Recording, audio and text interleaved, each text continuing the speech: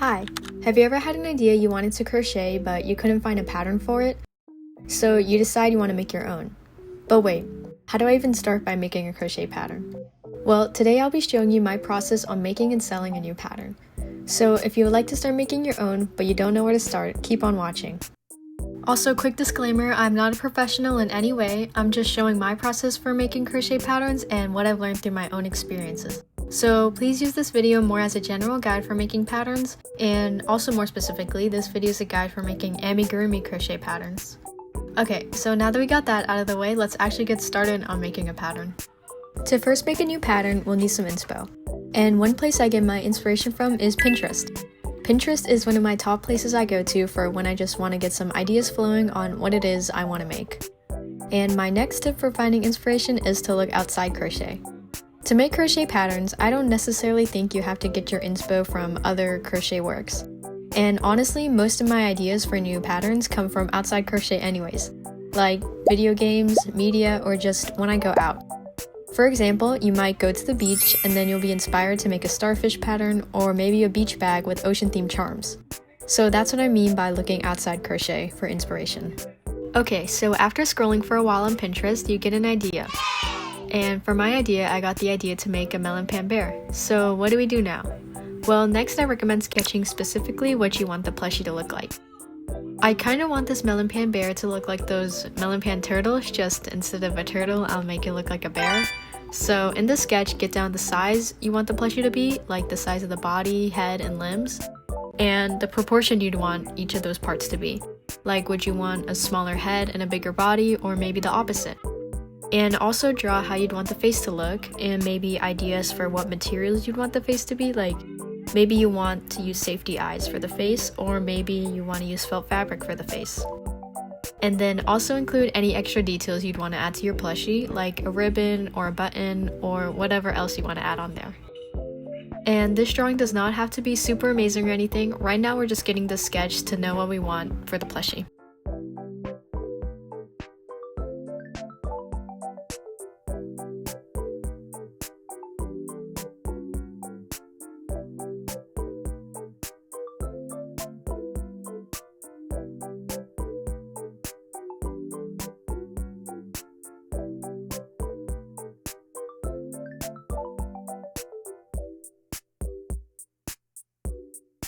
Now that we've finished the drawing, we can actually get started on crocheting the plushie.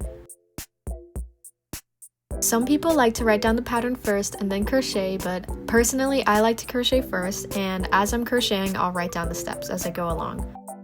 This is all up to personal preference however, so feel free to do whatever works best for you. By the way, since this video is more of a general guide for pattern making, I won't go too deep on how to make the pattern itself. But if you want a video with more detailed explanations on that process, Crochet by Jenna's videos is amazing and she explains the process really well. However, I'll still try my best to explain it simply without making it too confusing. So here I wrote a general guide on what each stitch does. And for this pattern, I'll just be using the basic stitches for simplicity. So single crochets adds length or more depth to your plushie. So if you're making a head for your plushie and you want to make it longer, you would just single crochet all around without any increases or decreases until you get the length you want. Next are increases, which make something bigger, and decreases, which make something smaller. Also, side note, but make sure to remember what yarn size you used and the hook size so we can mention it in the pattern later. So a very common pattern crocheters use would be something like this. You can see they space out the increases so it'll have more depth, because if you just increase all around for every round, then it'll just become a flat circle. But by adding the single crochets in between the increases, you'll be able to increase the size while also increasing the depth. So now that we have a general idea on what each stitch does, let's actually start making the plushie now. I recommend making the header body first, and today I'm going to start by making the body first. And for this plushie, I want the body to be kind of bigger than the head, so for the body, I'm going to start off with 8 single crochet in a magic ring, and since I want the head smaller, I'll probably make the head with 6 single crochet in a magic ring. So now you just crochet messing with different stitches until you get the shape you want, and writing the pattern down along the way. So increase until it's the size you want, single crochet all around until it's the length you want, and then you decrease to finish it off. And And don't feel bad about frogging your work and redoing it. I didn't include this footage in the video because I didn't want this video to be like 5 hours long, but I had to redo the head like 5 times trying to make it look right with the body, so don't worry about if you have to redo it over and over. I just recommend you keep working at the pattern until you are satisfied with how it looks. And once you finish making the head or body, you'll apply this method to the rest of the parts of the plushie. Now it's time for everyone's favorite part, sewing! But before you actually start sewing, make sure to take photos of each of the parts of the plushie. In many of my old patterns, I just forgot to include photos, so I recommend not to make the same mistakes as me and take photos. Okay, moving on, for sewing, I like to place where I want the pieces first before committing to the spot and sewing it there. But after you're happy with the spot, then you can sew it. You can choose to sew everything first and then write down where to sew the pieces, or you can do it in parts. But either way, you'll need to mention in the pattern where to sew the parts to. So I'll give an example using the head and body. It would sound something like, sew the head to around 8 through 14 of the body. Pretty simple. But for parts like the limbs, I would try to be a bit more specific, like how many stitches the limbs should be apart from each other. And for that, I'd write it like, sew the limbs to around 12 through 14 of the body and 4 stitches apart from each other. And I also recommend taking photos of the plushie from a side view, front view, and maybe even a top view if you want to after sewing to give more reference photos in the pattern. And lastly, if you add felt for the face or any extra details to your plush, make sure to write down those steps as well as where to add them. So it's like the same process as what we did for the sewing, just it will look something more like, with dark brown felt, cut out 2 circles for the eyes and then glue the circles in between round 2 and 3 of the head and 5 stitches apart, for example. Okay, so we finished writing the pattern down on paper, so now what? Well, now we need to make it digital. I like to use Google Docs because it's easy to use and has everything I need to make a PDF pattern. But I also know a lot of people like to use Canva as well to write down their patterns because you can customize the pattern more on Canva. So if you want a platform that gets the job done and is easy to use, go for Google Docs. But if you want to make the pattern look a little more aesthetically pleasing, then go for Canva. Once you've chosen the platform you want to write on, let's get started on writing the pattern now. So I'll show my process on Google Docs and give you a rundown on what should be included in your pattern. A title, terms of use, materials, abbreviations, the pattern itself, assembly, and this is optional but a little congrats and thank you at the end. So on the title page, I like to include the title, which would be Melon Pan Kuma for me, and then a photo of the plushie right below it. And then below the image, I like to put the terms of use. I recommend adding a terms of use section just so it'll be clear to the person using this pattern what's allowed and what's not. Like for my patterns, I mentioned it's totally fine to sell the finished product, but distributing the pattern as your own is prohibited, and creating a pattern inspired by my pattern or copying is also prohibited. So the terms of use section is just to be clear on what's allowed and what's not. Next is materials. Make sure to write down every material you use so the person who gets your pattern will actually be able to make the pattern and not guess what materials they'll have to get. So this would be mentioning the yarn type and size, hook size, felt colors if you use felt, or safety eyes, stuffing, scissors, and whatever else you use. And then we'll need an abbreviation section. I'll show the list again of common crochet abbreviations, so I would just mention the abbreviations you used in your pattern so that the person using your pattern will know what each abbreviation means. Then you're going to write down your pattern. Make sure to separate your pattern into sections like head, body, ears, and limbs. So here I'm just showing me typing the pattern, which looks like this after typing all the steps. And I'll repeat this for the head, limbs, ears, and tail.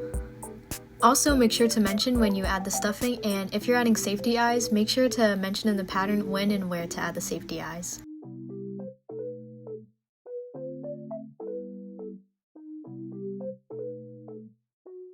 Now for the assembly section. Write down what rounds to sew the parts to, and if you can, mention how many stitches apart it should be. And also try to include images.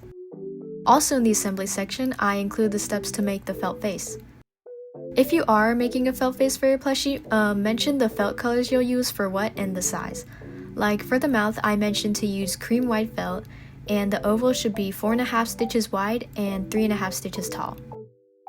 And then you'll mention what rounds to glue the felt to, And lastly, if you added any extra details to your plushie, write those down too. I added lines to my plushie, so I wrote down to sew 2 lines going left diagonally and 2 going right diagonally. And I also added some more images for clarity. Lastly, you can add a little thank you and congrats at the end of the pattern if you want. And now we're done! So now that we've completely finished the pattern, we can now make a pattern test for it. Some people make a post or story, and I made a story for it because I wanted to release this pattern quickly, since I've been sitting on this footage for too long and I wanted to get this video out. But anyways, in a tester call, post or story, mention the due date of the pattern test, how many testers you're looking for, and how to apply. For example, you could write like, comment, save, and share this post to apply and tag 2 friends. By having a tester call, you can improve the pattern by having your testers point out any mistakes or clarity issues you did not notice. This is to ensure that before you sell the pattern, it is easy for others to understand and it has no mistakes in it. Now that the testing period is done, it's time to officially release the pattern. But first, you'll need to find a platform to sell the pattern on. I listed here 3 main platforms I see that most people use to sell patterns: Etsy, Ko-fi, and Ribbler. I sell my patterns on Ko-fi and Ribbler, and I used to sell on Etsy but have left the platform. I'll give a quick rundown on the pros and cons I found on each platform. Also, I'm only going to be speaking on platforms I use currently or used to use. So first, Ribbler. The pros are the platform's ease of use, no setup fee or listing fees, overall just less fees compared to other platforms, and you also have chances to lower the sell fee. And it's also less likely for your patterns to get traded or shared compared to PDFs. But I guess the cons would be you'd have to change the PDF to fit Ribbler, and not all people use Ribbler, or some people just prefer using PDF patterns. Next is Etsy. The pros are you're able to reach more people even if they don't know you through social media, which you have to do for most other platforms. And Etsy also does some of the marketing for you, so that's pretty helpful. And it's also user-friendly. The cons are it has a lot of fees. They have a one-time setup fee of $15, a listing fee of 20 cents that you have to pay every 4 months just to keep the listing up, and a 6.5% transaction fee. So if you sell $6 regularly for patterns and you sell it for $6 on Etsy, your estimated profit would be $4.98 minus all the fees. Also, if you're wondering where I got this number from, I'm not just pulling it out of thin air. On Etsy, when you make a new listing and you put the price for it, Etsy adds the fees themselves and gives you a general estimate for the profit. Lastly is Ko-fi. The pros are it also has an easy interface and less fees compared to Etsy, so there's no one-time setup fee or any listing fees, so overall it's free to use. The cons are you're gonna have to market yourself mainly through social media. Once you've chosen a platform to sell on, you can now upload the listing of the pattern. Have the title of your listing as the title of the pattern, and in parentheses mention that it is a digital PDF. And in your description, mention the materials, terms of use, what language the pattern's written in, and mention that it's a digital product and not a physical item.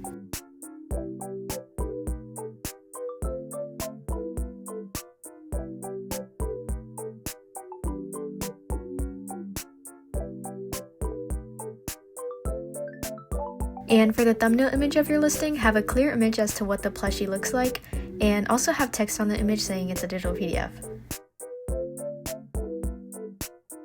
Regarding pricing for patterns, I have my patterns in a $5 to $7 range.